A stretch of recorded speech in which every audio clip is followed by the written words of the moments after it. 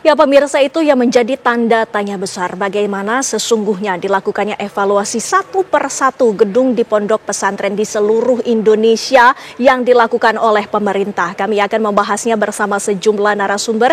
Bersama saya sudah ada Pak Josia Irwan Rastandi yang merupakan pakar konstruksi bangunan dari Universitas Indonesia. Selamat malam Pak Josia. Selamat malam, Mbak Terima Windy. kasih sudah hadir bersama kami. Dan pemirsa, sudah terhubung pula bersama kami Pak Ahmad Fahrul Rozi, Ketua PBNU. Selamat malam, Assalamualaikum Pak Kiai.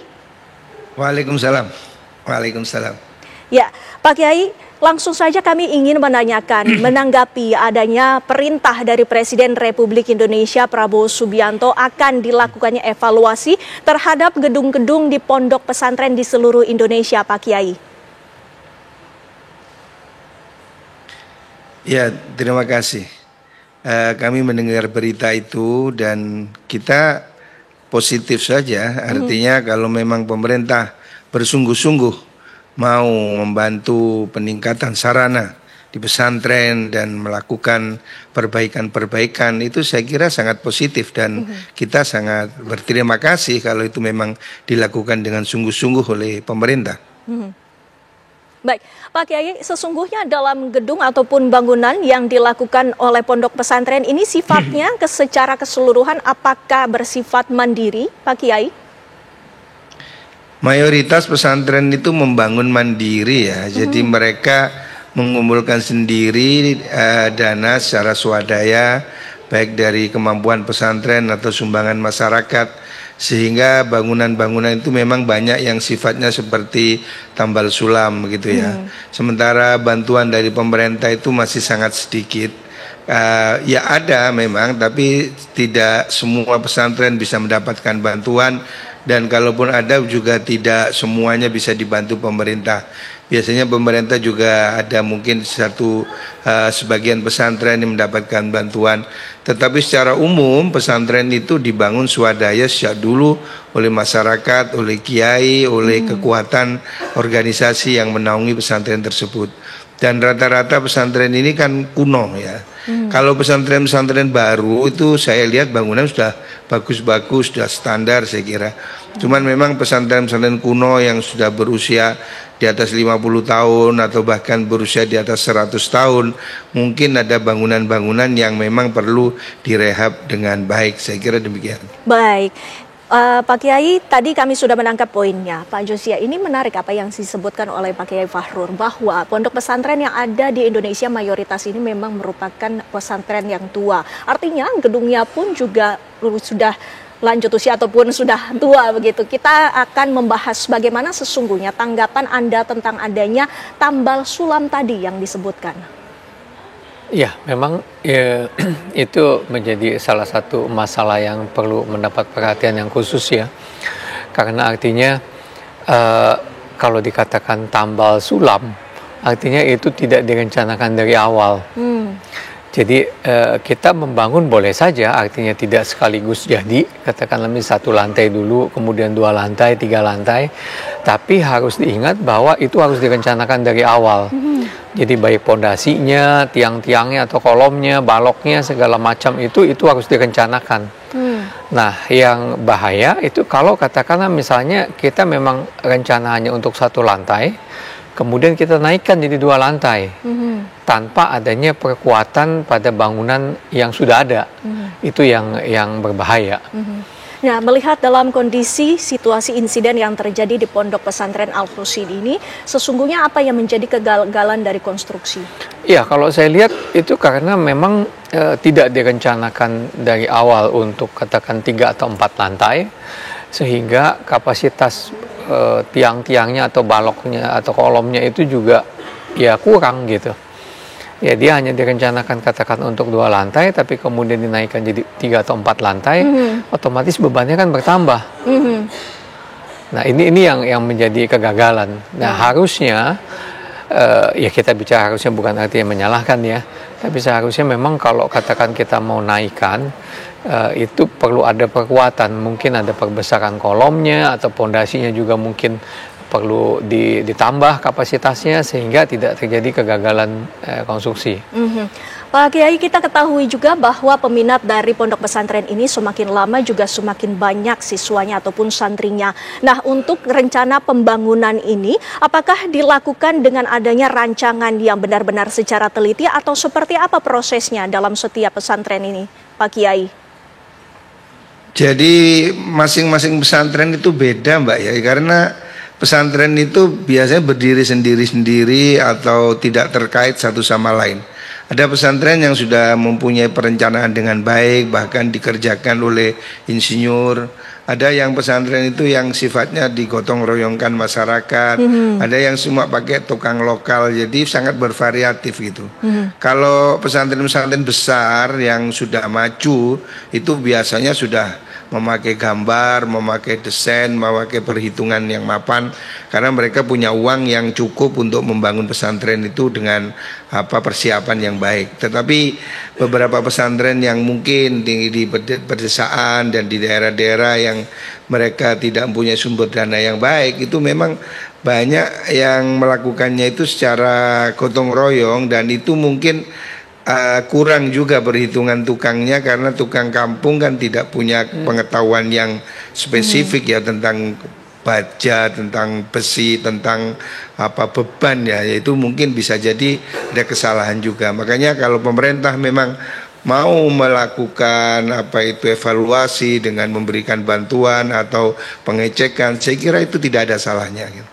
Pak Kiai, dengan adanya mayoritas bangunan ini yang bersifat kuno, apakah tiap bulannya atau jangka waktu tertentu ini ada peremajaan ataupun evaluasi dan juga maintenance terhadap gedung-gedung dan bangunan di dalam pondok pesantren itu sendiri, Pak Kiai? Ya, tidak semua pesantren bisa melakukan itu. Ya, ada pesantren yang sudah bagus dan bangunannya bagus, misalnya membangun itu dirobohkan dulu, dibangun lebih dari awal. Tapi ada juga yang menambal seperti itu. Itu biasa dilakukan di kampung-kampung, orang-orang yang kurang pengetahuan terhadap masalah kekuatan bangunan. Ini yang memang kadang kita juga prihatin. Makanya tidak sama, dan pemerintah belum punya standar ya. Jadi pesantren-pesantren itu dari kita ada 30.000 pesantren, itu tidak semuanya bisa diawasi oleh pemerintah, karena rata-rata mereka sudah berdiri lama dan terus bertumbuh. Jadi pengawasan pemerintah memang belum maksimal untuk urusan seperti ini. Baik, Pak Josia, kita ketahui juga bahwa langkah dari pemerintah adalah dengan melakukannya evaluasi. Nah, tahapan untuk dilakukannya evaluasi ini untuk awal ini apa saja? Ya, untuk evaluasi sebetulnya perangkat peraturannya itu sudah ada. Artinya peraturan kalau katakan kita mau melakukan evaluasi terhadap bangunan yang existing, itu pemerintah sebetulnya sudah mengeluarkan standarnya, itu SNI 9273 dan 9274. Itu mengenai evaluasi dan rehabilitasi seismik untuk bangunan gedung existing. Nah, di situ sudah ada tahapan-tahapannya. Katakan kita harus lakukan pertama survei secara visual untuk melihat kondisi strukturnya itu seperti apa. Kemudian juga kita lakukan, katakanlah misalnya, ya seperti yang tadi dikatakan oleh Pak Kiai, ini kebanyakan kan swadaya masyarakat, mungkin dia tidak ada gambarnya ya, sehingga kita juga tidak tahu tulangannya itu, betonnya itu seperti apa. Itu kita bisa lakukan juga, kita bisa scan sehingga kita bisa tahu tulangannya seperti apa, besi betonnya itu ada berapa. Kemudian untuk betonnya ini seberapa kuat, itu biasanya kita coring, kita bor, kita ambil betonnya, kemudian kita tes. Artinya untuk prosedurnya itu sudah ada yang baku sebetulnya. Jadi itu tinggal diikuti saja. Tapi mungkin ini memang masih sangat jarang mungkin ya, yang bangunan-bangunan tadi yang sudah tua gitu ya, untuk dilakukan evaluasi, sehingga kalau ada endorse dari pemerintah atau bantuan dari pemerintah, saya pikir itu sangat baik. Artinya terhadap bangunan-bangunan ini kita preventif lah, kita bisa lakukan pencegahan supaya tidak terjadi lagi. Tapi memang cukup banyak, dan saya pikir mungkin strateginya bisa juga bekerja sama dengan institusi pendidikan gitu ya, universitas yang memiliki fakultas teknik, sipil gitu, struktur itu kan ya, artinya memang ini merupakan bidangnya gitu. Iya. Lantas apakah ini bisa dikatakan bahwa pekerja bangunan yang tadi disebutkan ini pekerja bangunan yang profesional dari teknik sipil ataukah dari warga swadaya ini, adakah bedanya hasilnya? Nanti ditahan dulu ya Pak Josia, kita akan bahas lebih lanjut usai jeda pariwara berikut ini. Pemirsa, kami masih akan kembali. Pemirsa, memasuki hari ke-9 operasi pencarian dan penyelamatan gabungan korban bencana non-alam bangunan musola ambruk Pondok Pesantren Al-Husini di Sidoarjo resmi ditutup. Total korban meninggal dunia dalam insiden ini sebanyak 67 orang, termasuk 8 bagian tubuh. Seluruh korban bangunan musola ambruk Pondok Pesantren Al-Husini Buduran, Sidoarjo, Jawa Timur telah ditemukan dan dievakuasi tim SAR gabungan. Deputi 3 Bidang Penanganan Darurat Badan Nasional Penanganan Bencana BNPB Majen TNI Budi Irawan menyampaikan bahwa seluruh korban meninggal dunia yang ditemukan sudah dievakuasi dari reruntuhan bangunan selama operasi SAR gabungan digelar. Kita telah temukan seluruh jenazah yang hilang, walaupun ini baru bersifat perkiraan. Diperkirakan kemarin ada 63 jenazah yang tertimbun dalam reruntuhan bangunan Ponpes. Dan sekarang di area tersebut sudah rata dengan tanah dan sangat kecil kemungkinan masih ada jenazah di situ. Yang diketemukan adalah 61 jenazah dalam bentuk yang utuh, kemudian ada 7 body part. Tim SAR gabungan berhasil mengevakuasi 171 orang korban, 104 selamat dan 67 korban meninggal dunia. Hal tersebut disampaikan Direktur Operasi Basarnas Laksamana Pertama TNI Yudi Bramantyo. Hari ke-9, 7 Oktober 2025, kami ulangi, kami telah berhasil mengumpulkan 67 pack dengan rincian 8 body part. Jadi ada 61, kemudian ada 67, 8-nya body part di situ. Nah, itu memang terakhir kemarin itu pukul 21.03 kami temukan lagi 1 body part di situ. Nah, nanti seperti mungkin disampaikan oleh Bapak Deputi, mungkin dari sekian body part itu adalah rangkaian-rangkaian nanti yang akan menentukan adalah dari pihak DVI. Jadi dari total keseluruhan korban terevakuasi adalah 171 orang, kemudian 67 orang meninggal dunia, dari 67 diantaranya 8 itu adalah body part, kemudian yang selamat keseluruhan 104. Pagi sore kemarin kita sisir semua sekalian pembersihan area termasuk sisa-sisa bangunan. Operasi pencarian korban ambruknya bangunan musola Pondok Pesantren Al-Husini pada Senin 29 September lalu hari ini resmi ditutup. Kepala Basarnas Marsikal Madya TNI Muhammad Syafi'i menutup operasi ini melalui apel resmi di halaman Pondok Pesantren pada hari ke-9 usai terjadinya insiden. Dari Sidoarjo, Jawa Timur, tim TV One mengabarkan. Lantas bagaimana proses identifikasi? Langsung saja kita tanyakan kepada Goldi Gumilang yang saat ini berada di Rumah Sakit Bayangkara, Sidoarjo, Jawa Timur, Surabaya, Jawa Timur maksud kami. Silakan, Goldi. Ya, selamat malam rekan dan juga pemirsa dari Rumah Sakit Bayangkara Surabaya. Korban yang telah berhasil teridentifikasi berjumlah 12. Jika ditambah dengan jumlah yang telah teridentifikasi di Rumah Sakit Sidoarjo, sehingga total adalah 17 korban ataupun 17 kantong jenazah yang sudah teridentifikasi. Hingga saat ini pemirsa masih sekitar 50 kantong jenazah yang masih dalam proses identifikasi oleh tim DVI Polda Jawa Timur. Dan saat ini kami masih menunggu data terbaru dari tim DVI Jawa Timur, mengingat ada beberapa sampel DNA ataupun hasil tes DNA dari Pusdokes Mabes Polri yang sudah dikirimkan ke Rumah Sakit Bayangkara. Dan saat ini pemirsa dapat kami informasikan ulang bahwa 50 korban ataupun 50 kantung jenazah masih dalam proses identifikasi dan 17 korban telah teridentifikasi sehingga total korban meninggal dunia adalah 67. Dan pada hari ini rekan dan juga pemirsa proses evakuasi ataupun pencarian korban reruntuhan gedung Ponpes Al-Qasini Sidoarjo Jawa Timur sudah ditutup dan total untuk korban yang berhasil terdata ataupun terevakuasi adalah 171 korban dengan rincian 67 korban meninggal dunia, 8 diantaranya merupakan body part dan 104 korban selamat. Saat ini pemirsa, tadi kami juga sempat menanyai Kabidokes Polda Jawa Timur dengan Kombes Pol Kusnan. Dia mengatakan bahwa proses identifikasi dilakukan dengan beberapa tahapan, mulai dari pencocokan data primer, sekunder, dan juga tes DNA. Sementara itu informasi yang dapat kami kabarkan dari Rumah Sakit Bayangkara.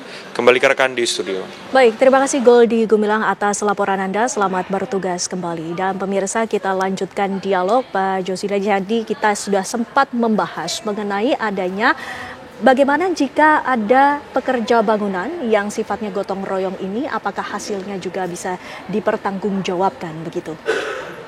Ya, memang kalau katakanlah misalnya ada pekerja bangunan yang dalam tanda kutip bukan pekerja ya, artinya dia hanya membantu gitu. Membantu kalau menurut saya ya nggak masalah, tapi sesuai dengan kapasitasnya. Jadi katakan misalnya Anda mau ngecor, ya dia misalnya ngoper ember coran nggak masalah gitu loh. Tapi yang ngecornya itu, ya itu harus orang yang mengerti. Artinya ketika kita menuang semen, beton untuk mengecor, itu kan harus kita lakukan pemadatan. Nah itu bagaimana teknik pemadatannya juga itu harus tahu. Jadi kalau misalkan dia hanya tuang-tuang saja, itu bisa-bisa keropos. Nah jadi artinya membantu sesuai dengan kapasitasnya lah kalau menurut saya. Jadi tetap harus ada orang yang mengawasi. Atau kalaupun misalnya diperlukan ya harus di training dulu nih orangnya gitu loh.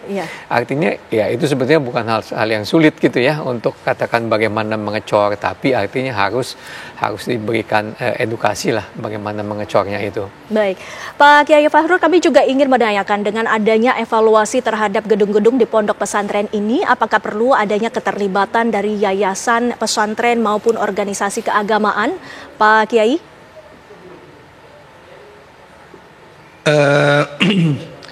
Evaluasi yang ada dilakukan saya kira ya harus melibatkan pimpinan pesantren dan ahli ya, bagaimana kualitas bangunan yang ada itu supaya bisa dinilai kembali, terutama bangunan yang kuno-kuno agar tidak terjadi hal ini di kemudian hari. Saya kira itu satu langkah yang bagus dan pemerintah saya kira punya kemampuan untuk itu di setiap daerah ya. Baik, Pak Josia, dengan yang ada dari pemerintah ini sudah sesuai dengan instruksi, ada langkah-langkah yang akan diambil, namun apa sesungguhnya yang harus dilakukan ataupun prioritas dari pemerintah dalam melakukan evaluasi ataupun pengecekan terhadap bangunan di pondok pesantren?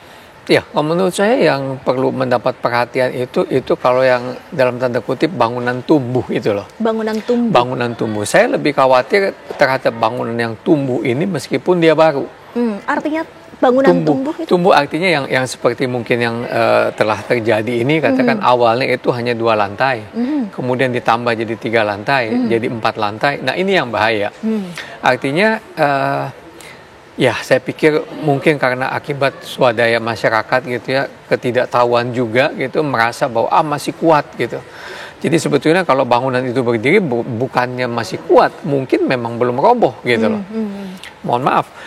Jadi yang hal-hal yang seperti ini, yang tipe-tipe bangunan yang tumbuh ini, yang awalnya 2 lantai itu jadi 3 lantai, ini yang harus mendapat perhatian yang pertama-tama. Saya pikir. Kalau katakanlah misalnya bangunan yang zaman Belanda, belum tentu juga bangunan zaman Belanda itu tidak kuat. Jadi bukan karena bangunan kuno yang harus diprioritaskan untuk dalam menurut saya tidak. Yang harus prioritas itu pertama itu adalah bangunan yang dibangun tidak didesain dari awal, dalam arti yaitu tadi dari 2 lantai jadi 3 lantai katakan, adanya penambahan. Nah bangunan-bangunan yang mengalami penambahan ini yang menurut saya yang prioritas pertama. Kedua ya mungkin baru yang sudah kuno ya, yang artinya yang sudah usianya tua gitu. Baik, Pak Kiai, sesungguhnya apa yang menjadi pertimbangan ataupun penyebab adanya bangunan tumbuh tersebut, Pak Kiai? Ya, kadang memang efisiensi lahan ya, mereka lahannya sangat terbatas dan mereka pikir itu kuat, tapi kan yang mereka pikir belum tentu benar ya, karena tukang di kampung itu kan hanya berdasarkan perkiraan, sementara mungkin kalau ahli teknik kan bisa mengukur besar-besar kolom yang harus dilakukan. Memang saya melihat banyak seperti itu, bangunan 2 dinaikkan ke 3. Jadi mereka tanpa perencanaan sebelumnya ya, karena efisiensi ataupun mereka mengira itu kuat. Nah, padahal perkiraan itu ya bisa jadi salah. Makanya saya kira memang kalau ada ahlinya yang menilai, ya itu lebih baik, sangat lebih baik. Pak Josia, dengan adanya peristiwa ini kita tentu akan ada pelajaran yang bisa kita ambil. Apakah untuk perizinan bangunan ini akan dilakukan secara menyeluruh sedianya, termasuk juga para pekerjanya harus diperiksa? Maksudnya untuk kasus yang ini, ya saya pikir ya pastinya perizinan itu yang sekarang namanya PBG ya, persetujuan bangunan gedung. Saya pikir itu merupakan tahap awal, tahap pertama-tama yang harus dilalui, karena artinya ketika kita mengajukan PBG, persetujuan bangunan gedung, itu harus sudah lengkap dokumennya. Artinya ada gambarnya, ada perencana yang bertanggung jawab siapa, dan perencana ini sudah tersertifikasi. Artinya ini tahapan awal untuk screening bahwa ini layak gitu loh. Nah, saya pikir itu harus digalakan ya, artinya juga yang ada saat ini itu seringkali jadi kucing-kucingan gitu. Kucing-kucingan, katakanlah misalnya mau bangun rumah gitu, tapi dia ngumpet-ngumpet gitu loh. Termasuk jika ingin membangun dari bangunan yang sudah ada, itu harus ada PBG-nya. Nah, beda. Jadi kalau katakan ya betul harus ada PBG-nya, dan sebetulnya untuk yang bangunan-bangunan existing, apalagi bangunan umum, itu ada yang namanya SLF, sertifikat layak fungsi. Nah, itu harus diajukan tiap 5 tahun. Ya tujuannya supaya apa ya? Supaya kalau katakan bisa ada perubahan bisa diketahui, sehingga kalau ada penyimpangan atau kesalahan itu bisa diperbaiki lah gitu loh. Ya saya pikir tujuannya ya sangat baik ya untuk hal itu ya. Ya, Pak Kiai, apakah dari pesantren yang ada di Indonesia ini, apakah sudah memiliki sertifikat layak fungsi ataupun dari PBG itu sendiri mayoritas, Pak Kiai? Saya tidak tahu persis ya, tapi kalau pesantren yang baru yang akhir-akhir ini itu memang ada persyaratan, apalagi kalau itu bantuan dari pemerintah biasanya harus melibatkan cipta karya. Tetapi kalau itu pesantren yang swadaya yang di desa-desa itu mungkin sebagian besar tidak gitu. Nah, jika tidak memiliki sertifikasi layak fungsi ataupun PBG ini, adakah sanksinya, Pak Josia? Iya, kalau secara aturan sudah diatur kemudian tidak diikuti ya pasti ada sanksinya harusnya ya. Tapi ya saya pikir kalau dalam hal ini ya karena tadi Pak Kiai juga sudah mengatakan bahwa ini sebenarnya swadaya masyarakat. Artinya sebetulnya kalau menurut saya kita perlu hargai juga peran serta masyarakat dalam artinya pesantren ini kan untuk salah satu peran serta untuk mencerdaskan kehidupan bangsa gitu. Betul. Ya. Jadi saya pikir ya dalam hal ini kita harus bantu lah. Artinya kalau tadi dikatakan bahwa Bapak Presiden telah mengatakan harus dilakukan evaluasi, saya pikir ini suatu langkah yang baik ya, yang perlu kita dukung. Dan saya pikir juga perlu juga melibatkan institusi pendidikan seperti universitas yang memiliki fakultas teknik gitu, yang ada teknik sipilnya untuk ya bersama-sama lah melakukan evaluasi terhadap bangunan-bangunan existing ini. Lantas solusinya yang paling terdekat yang harus diambil oleh pemerintah apa? Menurut saya melakukan evaluasi terutama fokusnya itu untuk yang bangunan-bangunan yang tumbuh itu. Jadi mungkin di data. Ya fokusnya karena pastinya terbatas juga ya, kalau tadi dikatakan ada berapa 30 atau 40 ribu pesantren, sedangkan universitas atau PU juga Cipta Karya mungkin terbatas, jadi kita fokus ke yang tadi itu. Baik, terima kasih Pak Josia, terima kasih juga Pak Kiai Fahrur waktunya bersama kami di Apa Kabar Indonesia Malam. Assalamualaikum, selamat malam Bapak-Bapak, terima kasih. Terima kasih.